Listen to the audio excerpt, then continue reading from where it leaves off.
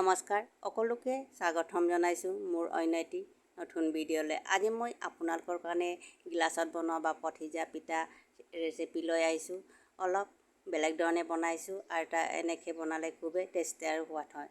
প্ৰথমে মই লৈছোঁ 2 কাপ পিঠাগুড়ি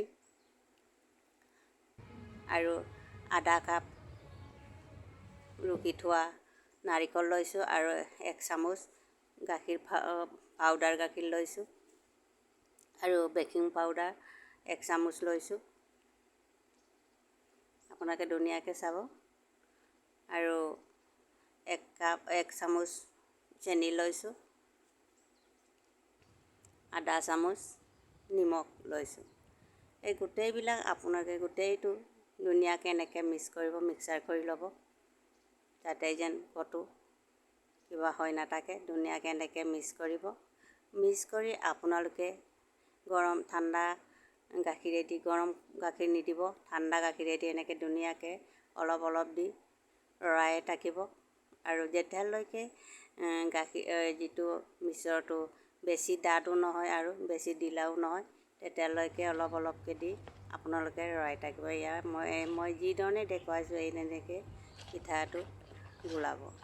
আৰু বেছিও আঠা নহয়, বেছিও ঢিলা নহয়, এই চাইডতে আপোনালোকে থ'ব পাৰিব। মই লগতে এতিয়াও দিছোঁ অলপ পাউডাৰ গাখীৰ, বেছি তেতিয়া টেষ্টিটো সোৱাদ হয়। আৰু 2 কাপ নাৰিকল ৰুকি থোৱা লৈছোঁ আৰু 1 কাপ গুড় লৈছোঁ।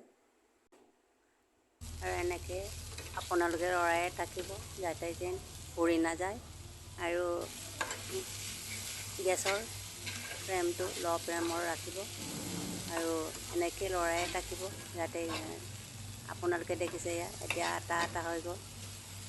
আমি যিটো লাডু বনাব পৰা হয় তেনেকৈ নমাই দিব। এতিয়া মোৰ এনেকৈ হ'ল আৰু এতিয়া চাওক, এতিয়া ঢাকনত খোলালোঁ। এতিয়া মই লাডু বনাবও পাৰে এইটো। মই এতিয়া চানাটো এনেকৈ মই গোঠা কৰিছোঁ, মানে পিঠাত দিবলৈ। মই 3টাই গোটা কৰিছোঁ, কাৰণ 3টা গিলাচত মই বনাম। এনেকৈ আপোনালোকে আৰু গিলাচত আপোনালোকে অলপ ৰিফাইন বা ঘিউ দি অলপ মুচিব, কাৰণ যাতে যেন পিঠাটো লাগি নধৰে।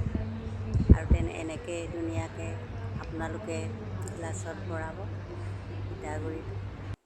যিটো পিঠা মই সানি থৈছোঁ এইটো এনেকৈ ভৰাই ধুনীয়াকৈ 3টা গিলাচত আপোনালোকে যিমান বনাব পাৰে তেনেকৈ। মই 3টা পিঠাই বনাইছোঁ, কাৰণ মোৰ পিঠাগুড়ি ইমান নাছিলে আৰু 3টা গিলাচত মই বনাইছোঁ।